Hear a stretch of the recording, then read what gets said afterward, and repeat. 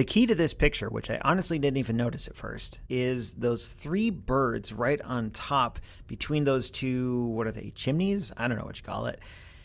I didn't have those in mind when I took this picture. Mostly I just thought that it would make a kind of a neat early morning sunrise photo. The sun is actually right behind me as I'm taking this, and it's got the whole sky kind of lit up in this nice early morning blue.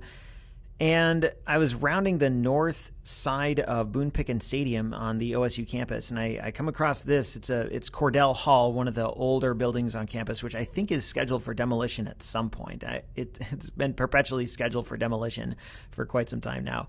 And it just struck me as kind of a cool picture, and I got off my bike, pulled up my camera, took a few pictures, not really thinking anything of it. And then later on, after a while, when I had finally put the pictures in Lightroom, I saw these 3 birds up on top, and I thought, man, that's kind of cool how they're kind of watching the scene unfold before them of me biking and students walking and cars driving, and they have a unique vantage point from so high up. And I mean, that's what birds do, right? They fly up high and they can sit and watch, or whatever birds do.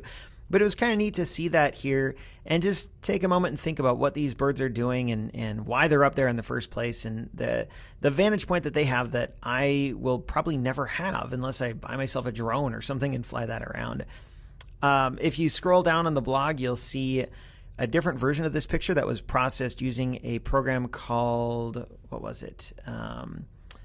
Luminar, that's it. And it's sort of like Photoshop, except it's a new kind of Photoshop made by a company called MacFun. I've been using it, and it gives interesting results. There's a lot of things I like about the one that's processed in Luminar. There's some things that I wouldn't personally do, but I do most of my editing in Lightroom. I'd say 99% of my editing in Lightroom, even more than that. And it's fun sometimes to play around with a new piece of software and just try that out.